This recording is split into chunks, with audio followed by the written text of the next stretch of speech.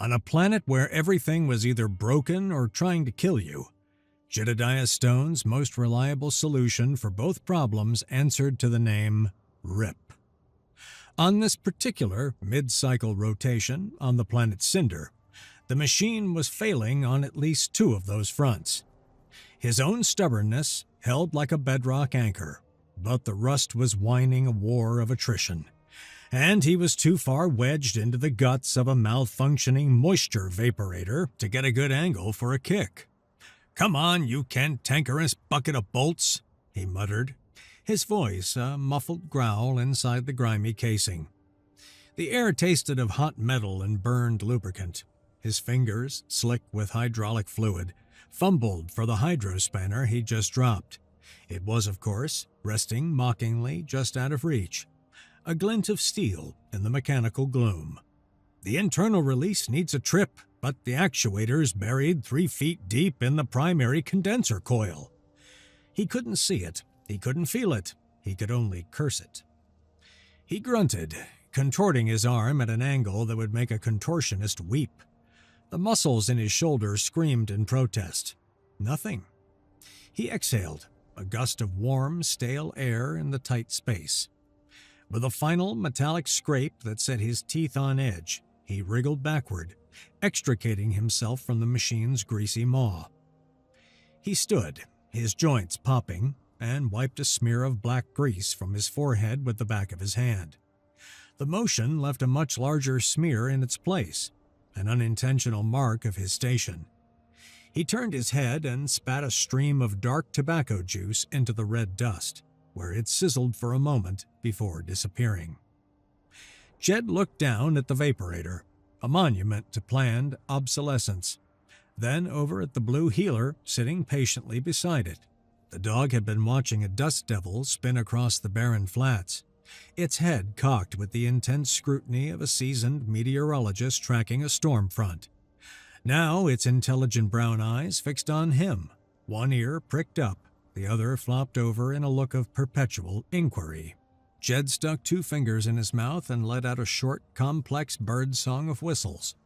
The tune was a trilling, intricate melody, a specific set of instructions encoded in chirps and warbles.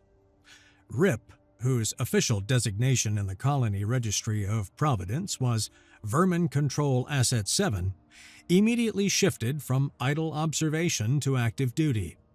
He stood, gave a full-body shake that sent a small cloud of red dust into the air, and trotted to the vaporator. He circled it once, his nose twitching, analyzing the problem from every angle.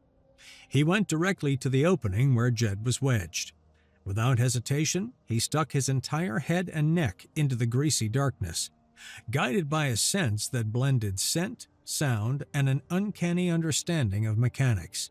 A moment of metallic scrabbling followed, then a soft click as the release tripped. A maintenance panel on the side of the machine popped open with a sigh of pressurized air and a puff of dust. Rip trotted to the new opening, dove his head in, and emerged a second later with the heavy steel alloy hydrospanner clamped firmly in his jaws. He padded over to Jed's outstretched hand, dropped the tool neatly into his palm with a satisfying clank, and sat back on his haunches. He looked up, his tail thumping a silent, expectant rhythm on the packed earth. Jed looked from the tool to the dog, then back to the tool. He offered a single, slow nod of acknowledgement. "Good boy." Rip's tail gave 2 satisfied thumps against the ground. It was all the praise he required. Jed turned back to the vaporator, spanner in hand, ready to resume his one-man war against entropy. It was just another quiet, frustrating, and ultimately manageable day in Providence. The piece, such as it was, shattered like cheap glass. It began with an absence of light, a sudden, unnatural twilight that swallowed the landscape. A shadow, vast and cruciform, fell over the entire settlement, blotting out Cinder's weak sun and dropping the temperature by a noticeable few degrees. Every colonist, every child, every mechanic looked up from their work, their faces upturned in collective apprehension. Suspended in the sky, silent and colossal, was a Grack Hall Ascendancy worship, Its hull was a patch of absolute nothingness in the sky, a darkness that seemed to drink the light. It wasn't just in their airspace. Its presence was an occupation. On a high bluff overlooking the colony's main square, an opulent tribunal materialized with unnerving speed. Gilded chairs and wavering fields of hard light assembled themselves around a towering figure clad in fused basalt armor. His four-jointed limbs moved with an arrogant languidness, each motion a display of contemptuous power. A holodrone, buzzing like an angry hornet, projected his massive, sneering image down into the settlement, a 50-foot ghost of imperial disdain. Before the alien could speak, a calm, clear voice cut across the colony-wide comms, hijacking the frequency. "Arkanbelos, this is Mayor Kyla Marin of Providence. Your vessel is in violation of the Terran Expansionary Accords, Section 12, which prohibits military posturing over a non-belligerent civilian settlement."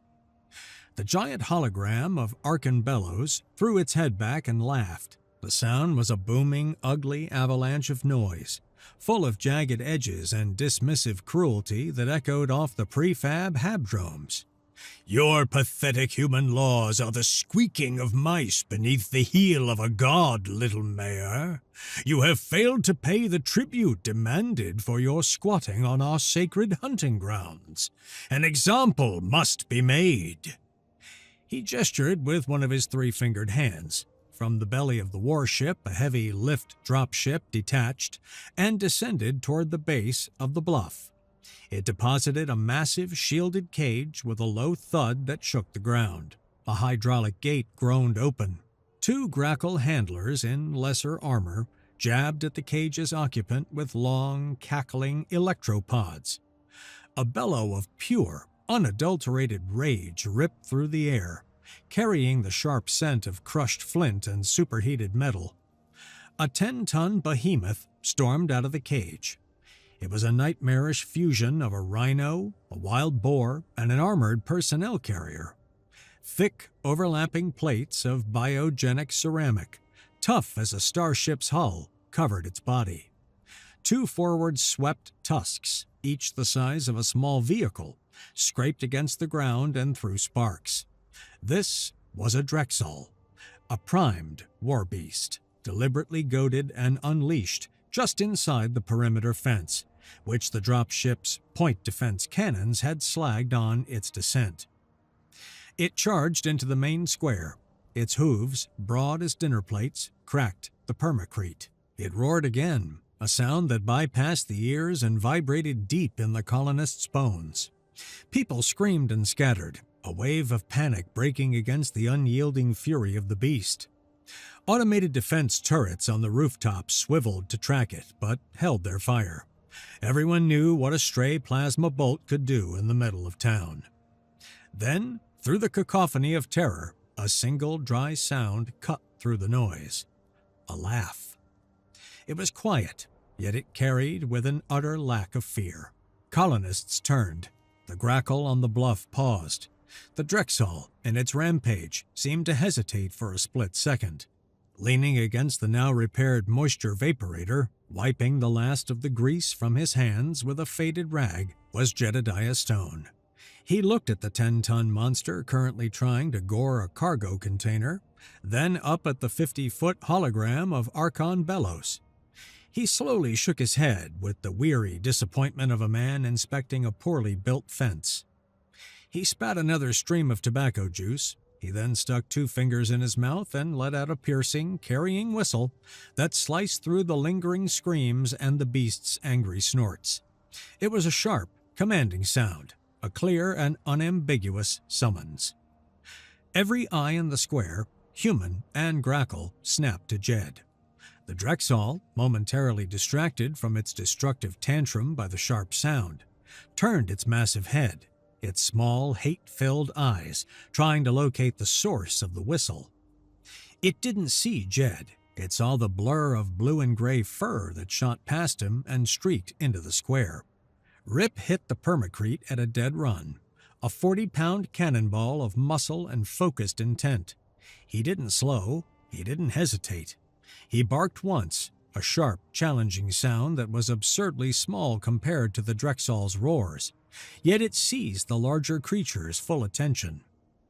The Drexel, enraged and utterly baffled by this tiny, noisy, and apparently suicidal new target, lowered its armored head. Its powerful legs bunched, and it charged. It was a locomotive of muscle and hate, a biological battering ram designed to shatter fortifications and break armies. The sound shook with each stride. Rip didn't meet the charge. He didn't dodge left or right. He flowed around it like water around a stone. As the colossal tusks sliced through the air where he had been a microsecond before, he executed a move born of 1,000 generations of instinct. A perfect, lightning-fast heel nip. His teeth, designed for gripping stubborn livestock, sank just deep enough into the thick, leathery hide of the Drexel's rear ankle to send a jolt of sharp, unexpected pain up its leg. The nip itself was trivial, a pinprick to the behemoth. The surprise of it, however, sent a cascading misfire through its nervous system. The massive beast stumbled, its perfectly coordinated charge broken by a single twitching muscle. It let out a bellow of frustrated rage and whirled around, jaws snapping with enough force to sever a steel girder. But Rip was already gone. He was on the other side, barking sharply, a taunting staccato sound that drew the Drexel's attention again. For the next minute, the colonists and the Grackle Tribunal were treated to a master class in applied physics and animal physiology. Rip put on a herding display that would have been legendary in any pasture on any world. He never attacked the beast head-on. He used its own overwhelming aggression and unstoppable momentum against it. When the Drexel charged, Rip would feint one way, then dart under its massive belly, nipping at the opposite back leg, causing it to overcorrect and spin clumsily.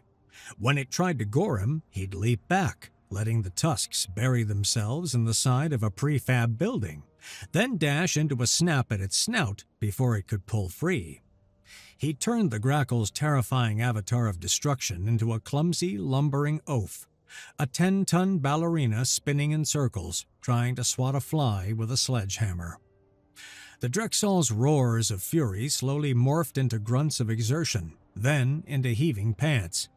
Finally, utterly exhausted and thoroughly confused, the great beast backed itself into the corner formed by the general store and the medbay. It lowered its head, panting heavily, its wide, bloodshot eyes locked on the tiny blue and gray creature that refused to fight, refused to flee, and refused to let it rest. It stood there, trembling with a mixture of rage and adrenaline, but it wouldn't move. It was cornered. It was contained. It was beaten. Jed watched the whole spectacle with a calm, appraising eye. He walked calmly into the square, stopping a respectful 20 feet from the now stationary monster. He spat another stream of tobacco juice into the dust. The sizzling sound was unnaturally loud in the sudden stillness. He looked up at the slack-jawed 50-foot hologram of Archon Bellows. "Guess it just needed a firm hand," Jed said, his voice a dry rasp. "Or paw." The Grackle were silent. Their multi-jointed jaws, usually set in lines of imperious disdain, hung agape in stunned, uncomprehending disbelief. They had just watched their living god of war, their divine instrument of holy fury, get thoroughly and completely humiliated by a creature smaller than its own head. The stillness that descended from the bluff was thick with shattered pride. Archon Bellus's holographic face cycled through a spectrum of emotions no human had ever seen on a Grackle before: shock, confusion, and finally, a deep, incandescent rage that seemed to make the projection itself flicker. His honor guard, a dozen warriors in polished basalt armor, raised their plasma lances. The weapons hummed to life with lethal intent. Before Bellows could give the order that would have vaporized the town square, Kyla Marin's image projected beside his, smaller but no less resolute. "Archon Bellows," she said, her voice as cold and sharp as broken glass.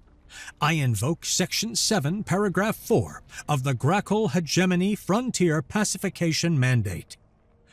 A low murmur, audible even from the ground, ran through Bellows' council.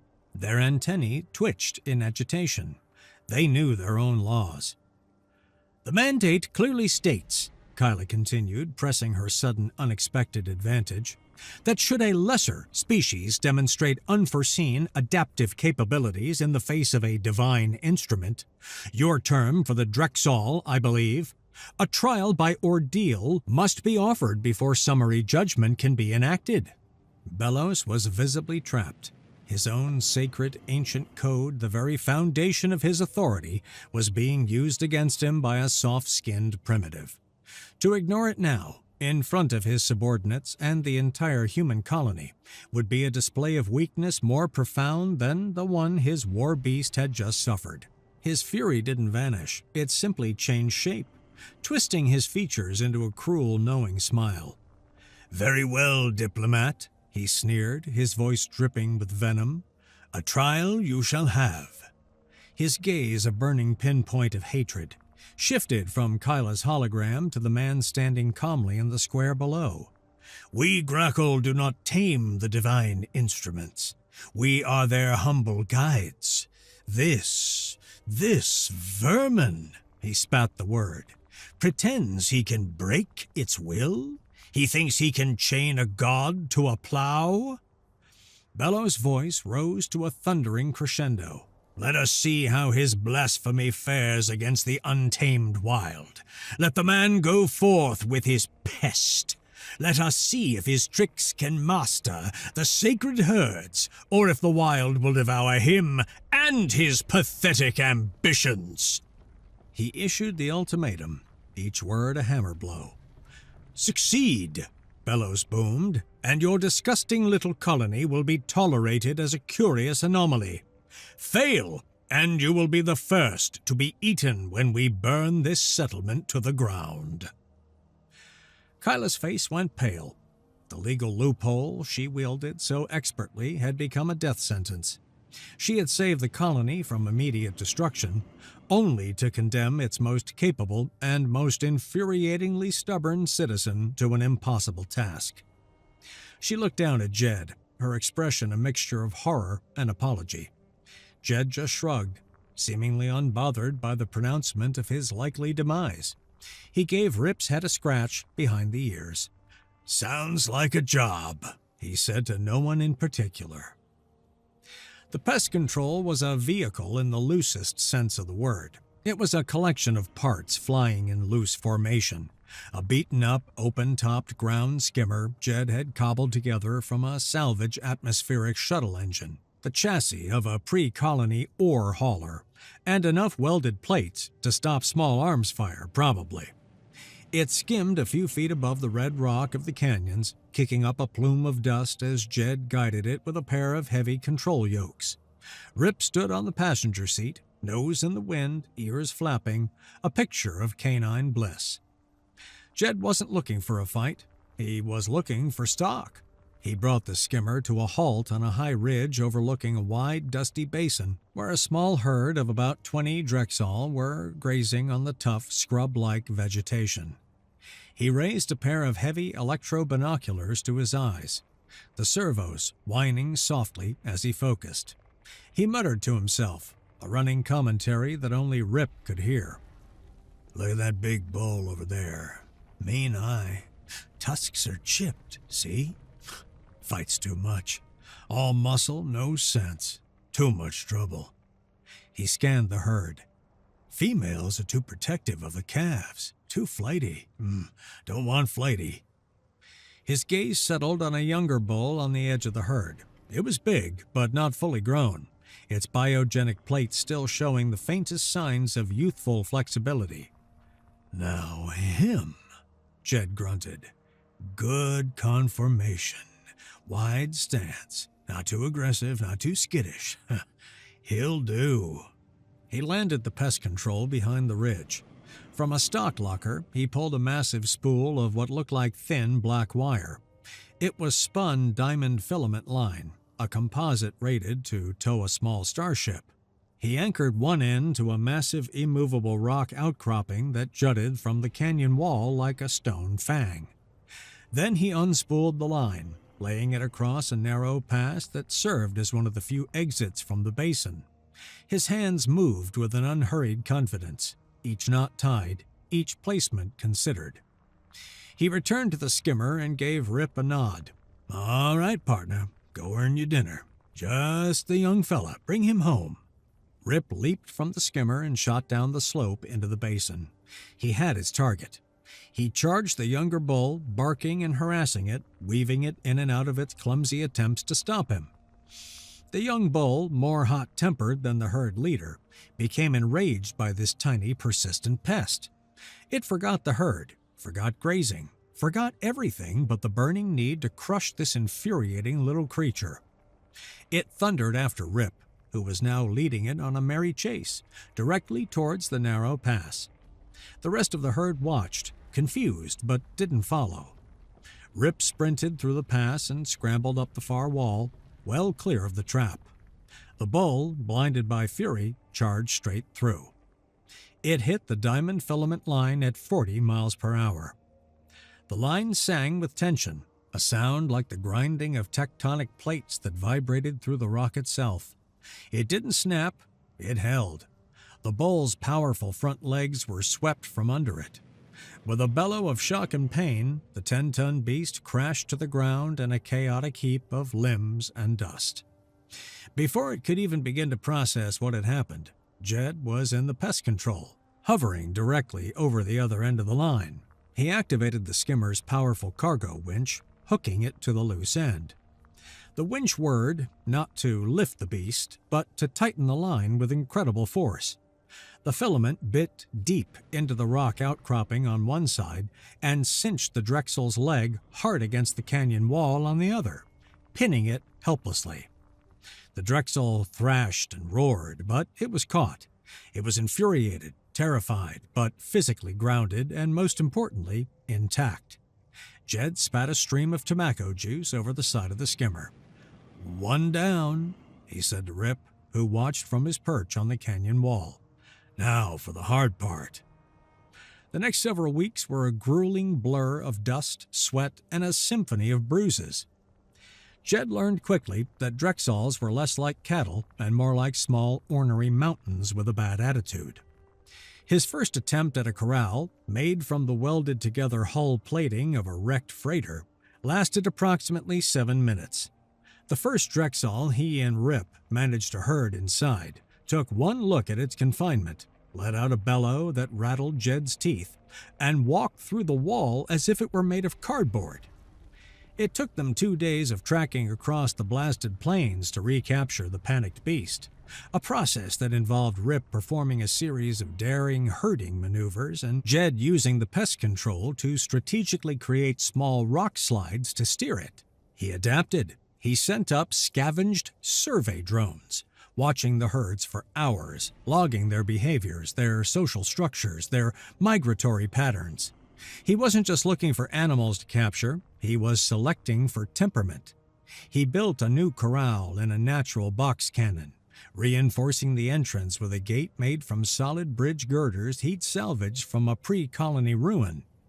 Rip would spend days getting a herd accustomed to his presence, a tiny, non-threatening shadow on the edge of their awareness. He'd slowly move them over kilometers of terrain until they walked into the canyon of their own accord, thinking it was their own idea. The breaking process was a contest of wills, fought on a colossal scale. Jed carried a massive two-handed shock lance, a 10-foot carbon fiber pole connected by a humming cable to a fusion pack on his back that looked dangerously unstable. He didn't use it to punish, he used it to establish boundaries, a language of cause and effect the beasts could understand. A charge at the wrong time earned a powerful, non-lethal jolt that sent Drexel stumbling back. An attempt to gore another beast in the herd earned a similar correction. He learned their body language, the subtle shift in weight before a charge, the flick of an ear that signaled aggression, the low rumble that meant contentment. He got it wrong once with a particularly ornery female, She feinted left, a classic bluff he should have seen coming, then hooked a tusk right. The blow caught him square in the chest, cracking his reinforced vest and sending him flying 20 feet into the canyon wall. He got up with 2 cracked ribs and a mouthful of blood, spat, and limped right back to the gate, shock lance in hand. That was the day he earned her respect. That was the day he named her Daisy. All the while, Rip was the enforcer, a blue and gray streak reinforcing Jed's will. He'd break up fights between the younger bulls with a fury of nips and barks, move the herd from one side of the canyon to the other for feeding, and slowly, painstakingly, replace their wild instincts with the rules of a new herd, Jed's herd. It wasn't about domination, it was about teaching them a new language, where the tiny, 2-legged creature and his even tinier 4-legged partner were inexplicably in charge. The day Jed brought the first 3 broken Drexel back to Providence, the entire colony stopped to watch. He just walked them down the main street, the massive beasts moving with a slow, deliberate gait. They weren't chained, they weren't caged, they were just following him. Rip trotted proudly alongside, head held high, looking for all the world like a general reviewing his troops. Jed marched them straight to the colony's main workshop, a cavernous structure run by Sully, a man whose coveralls were more grease than fabric. Sully came out, wiping his hands on a rag, his eyes wide as saucers. "Got a job for you, Sully," Jed said, his voice flat. He pointed to the lead bull, a creature named Grunt because of the noise it made whenever Jed got too close. "I need you to fit that one with a modified cargo lifter frame, something it can pull." Sully stared at the Drexel, which stared back with a placid, cow-like expression. Then he looked at Jed. "You want me to bolt a field plow to a living demolition charge?" A slow, mad grin spread across his face. "Yeah, I can do that. Give me an hour." An hour later, the sight of Grunt, fitted with a heavy-duty steel harness, carving a deep, perfect furrow into the hard-packed earth outside the hydroponics bay, brought the colony to a standstill. This was the monster that was supposed to be their executioner. This was a living god of war, and it was plowing a field. Soon, Daisy was hauling tons of ore from the derelict strip mine that had been abandoned for years. The colony's fusion generator hit 100% output for the first time in its history. Lights came on in sections of the settlement that had been dark since landing day. For the first time, children in Providence were eating fresh fruit grown on-world. The future, which had always seemed a distant, abstract concept, was starting to look like a home. Sully, watching from his workshop, was sketching furiously on a data pad. He held it up for Jed to see. It was a rough but ingenious design for a command saddle, complete with a reinforced seat, control reins fabricated from the same diamond filament line, and a cup holder welded neatly to the side. "Just thinking ahead, Jed," Sully said, his eyes gleaming with creative fervor. "If you can make 'em pull, I bet I can rig something so we can make 'em steer." Aboard his warship, Archon Bellows watched the reports from his spy drones. His fury mounted with every image. He saw his divine instruments being used as tractors. He saw the human colony thriving, green shoots rising from the red dust. It was an intolerable insult. It was blasphemy made manifest. "They mock us," he hissed to his second-in-command, a grizzled grackle who had seen 100 campaigns. "They take our gods and turn them into beasts of burden." He slammed his fist on a console, cracking the screen. "Launch the Unbroken!" His subordinate flinched. "My lord, the Unbroken project is extreme. It has not been fully tested." "This is no longer a civilian target," Bellows roared. "It is a festering wound of heresy. The Unbroken was created for one purpose, to erase that which cannot be broken by lesser means. Launch it now!" The Unbroken was Bellows's personal project, a champion Drexel, 50% larger than a normal bull. Its biogenic plates reinforced with woven metallic fibers that gave it a dark, menacing sheen. Its tusks were laced with a biometallic alloy that glowed with a faint internal energy. It was a living meteor, a targeted extinction event. The pod screamed through the atmosphere and impacted just outside the colony's perimeter fence with the force of a small earthquake. The pod cracked open, and the Unbroken emerged. It smashed through the perimeter fence like it was made of paper. The colonists, now with something real to lose, panicked. Alarms blared. "All non-essential personnel to the new shelters, now!" Kyla Martin's voice was strained but steady over the comms. But Jed remained calm.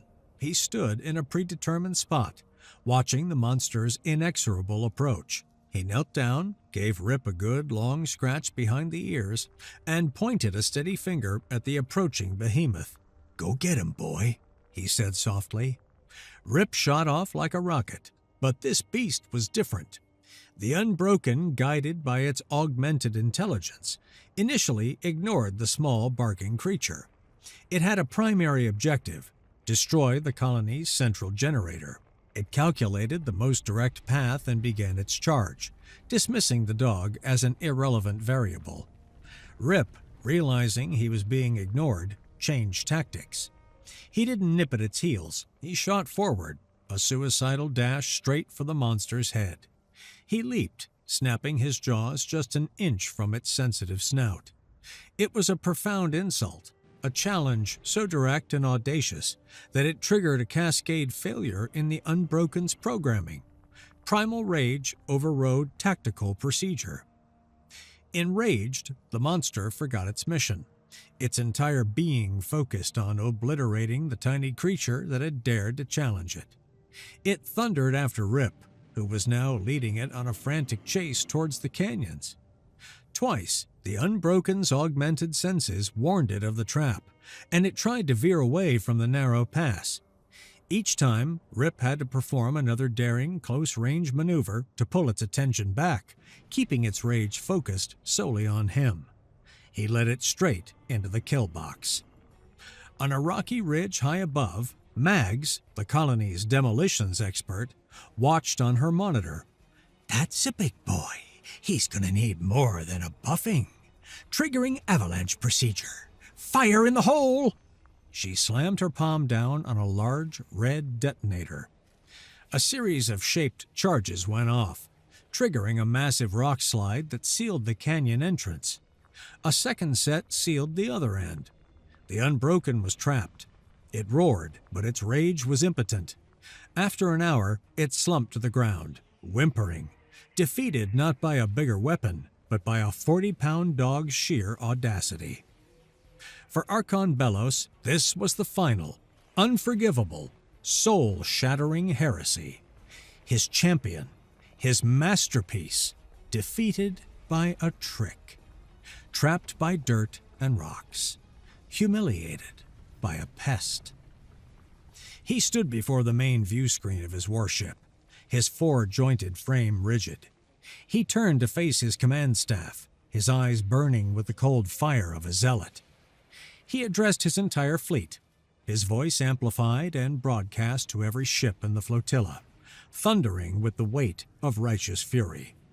"The human stain has committed the ultimate blasphemy," he roared. "They bound our God with earth and shackled it with fear. They are a disease, a corruption that must be purged with holy fire." His voice dropped to a deadly, chilling promise. "This cannot stand. Their blasphemy will be answered with extinction. Unleash the herds, all of them.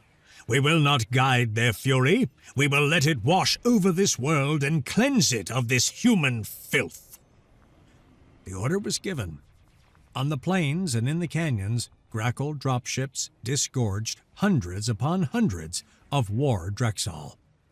Handlers of armored skiffs flew among them, goading them with sonic horns and energy whips, pointing the entire living tide in one direction. The ground itself began to tremble. A red cloud of dust rose on the horizon, the harbinger of an army of monsters. An army marching on Providence. The ground shook so violently the tools rattled off shelves in Sully's workshop. The colonists gathered in the main square, armed with plasma rifles and grim expressions. They had something to fight for now, something more than mere survival. They had a home. Jed stood before them, resolute. Flanked by his own small herd of tamed Drexel, he was the picture of calm in the face of the apocalypse. "They think these things are gods," he said, his voice carrying over the rumble. He jerked a thumb toward his own placid mounts. "We're about to teach them they're just cattle with an attitude problem." He looked to Sully. "Are those rigs ready?" Sully grinned and slapped the contraption on Grunt's back. "Been ready since yesterday, Jed. Just needed the riders." The tame Drexel were now fitted with the command saddles Sully had designed. They were mounts. Kyla Marin stood beside Jed, a plasma rifle held expertly in her hands. "Every able-bodied colonist to their post," she commanded. "You know the plan. Hold the line." Colonists began to mount up. Farmers, mechanics, even the colony's head botanist, a man who had never held a weapon before, clambered into saddles with looks of absurd purpose. Jed swung himself up onto Grunt's broad back. Rip, with a running start, leaped effortlessly up after him, settling into the small side seat Sully had welded on. Jed took the heavy reins in his hands. He looked towards the roiling dust cloud on the horizon. "Let's ride," he said. The battle was pure, beautiful, unhinged chaos. The Grackle army, a thundering wave of tusks and biogenic plate, crested the last ridge, expecting to smash into a terrified line of infantry. Instead, they were met by their own kind. A dozen Drexel, ridden by shouting, gun-toting humans, charged out to meet them. It was a sight so fundamentally wrong, so deeply blasphemous to the Grackle psyche, that their initial charge faltered for a precious second. That second was all the humans needed. It was a brutal, messy, rolling brawl. The human-ridden Drexel, guided by their riders, fought with the purpose of trained cavalry mounts. They charged into the flanks of the Grackle herd, breaking its cohesion. Colonists fired their plasma rifles from their moving platforms, picking off the Grackle handlers on their hovering skiffs. The sheer numbers of the wild herd were overwhelming, but the human line held, just barely. Jed, riding at the center of the formation, saw the critical moment approaching. He raised 2 fingers to his lips and let out a sharp, piercing whistle, a specific series of notes. "Go!" At the command, Rip launched himself from the side seat, a blur of fur hitting the ground at a full run. He became a lightning bolt on the battlefield. He cut hard to the left, weaving through a maelstrom of stomping hooves and slashing tusks. He reached the flank of the main Grackle herd. He targeted their lead bulls, the ones setting the pace. He moved like a surgeon, his signature heel nips delivered with pinpoint focus. The lead bulls, confused and irritated, began to break formation. Their confusion spread like a virus. A third of the Grackle charge, now leaderless, broke off from the main assault, veering hard into a side canyon. Killbox 2. From her hidden perch, Mags watched her monitors, a feral grin on her face. "Come to Mama," she whispered, and slammed the detonator. Another massive rock slide thundered down, sealing the canyon and trapping a huge chunk of the Grackle army. The tide of the battle began to turn on the back of a single, fearless 40-pound dog. From his command skiff, Archon Bellows watched in apoplectic fury. His perfect wave of divine rage had been broken by heretical tactics and, a pet. His pride was being ground into dust. "No more tricks," he roared. "No more vermin. I will crush this blasphemy myself." He urged his personal mount forward, a sleek, black-hided Drexel. Bellows leaped from his skiff onto its back. He spotted Jed on his larger, dust-covered mount. Bellows laughed, a wild, unhinged sound. "Face me, primitive! Face the wrath of a true god-wielder!" He charged. His black Drexel was a spear point of fury. Jed held his ground, his hand resting on the coil of the diamond filament lariat at his side. At the last possible second, a sharp, commanding whistle cut through the air. Rip, who had been weaving his way back toward Jed, shot out from the chaos. He didn't go for the back leg. He went for the front. He sank his teeth into the beast's front ankle in a perfect, charge-breaking heel nip.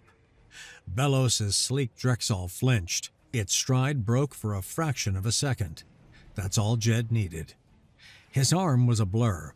The carbon nanotube lariat uncoiled, the loop whistling through the air. The throw whipped cleanly around the charging Drexel's front legs. Jed's mount, Grunt, dug its powerful legs into the dirt. The diamond filament line went taut with a sound like a giant guitar string snapping. The warlord's god was tripped mid-charge. It went down hard. Bellows was thrown clear, tumbling through the air and landing in the red dust. He scrambled to his knees, stunned, and stared in horror. His prize beast lay on its side, utterly humiliated, refusing to get up. A heavy shadow fell over him. Jed had dismounted. Grunt stomped a heavy, deliberate foot down on the plasma lance Bellows had dropped, pinning it to the ground. Jed leveled his own plasma rifle, its charging coils glowing softly. He looked down at the sputtering, dust-covered alien lord. "Time to put you out to pasture, Chief." With Archon Bellows captured, the Grackle army broke. The remaining handlers, seeing their leader fall in such a profoundly embarrassing way, lost all cohesion. The wild Drexel, no longer driven by a unified purpose, scattered into the canyons. The battle was over. But the war was just beginning, for them. Days later, the main screen in the Providence Common Hall flickered with intercepted galactic news reports. The footage was grainy, but the content was clear. Grackle battle cruisers were firing on each other in a distant star system. Bellows' capture and humiliation had been the catalyst. His rivals declared him unfit to lead, a blasphemer who had allowed their sacred divine instruments to be debased by vermin and their tricks. The Bellows heresy, as it came to be known, fractured the ascendancy. The Grackle hegemony, an empire that had stood for 1,000 years on the foundation of predatory strength, was devouring itself in a brutal civil war. They were too busy tearing each other apart to bother with a backwater colony on a forgotten world. For the humans of Providence, it was a total victory. 6 months later, the colony of Providence was booming. The red dust of the settlement was crisscrossed with new roads, new buildings, and lush green fields. The constant low rumble of Drexel was now the sound of progress, not terror. The massive beasts pulled plows, hauled cargo containers, and served as mounts for the official colony defense force. A whole new industry of Drexel ranching had begun. Providence wasn't just surviving, it was prospering. Jed sat on the porch of his newly built cabin, quietly cleaning his rifle. The sun was setting, painting the sky in hues of orange and purple. Rip was asleep at his feet, his paws occasionally twitching as he dreamed of herding nightmares through celestial fields. Jed looked out over a sprawling pasture. A dozen formerly terrifying beasts grazed peacefully. Watching over them was not Jed, but a young colonist, one of the first generation born on this world. And trotting at her heels was a small, energetic blue healer pup with one ear that flopped over, one of Rip's. The pup darted in, playfully nipping at the heel of a young Drexel calf that had strayed too far, expertly turning it back towards its mother. Jed watched the scene, a rare, small smile touching his lips. He reached down and gave Rip's head a soft, affectionate pat.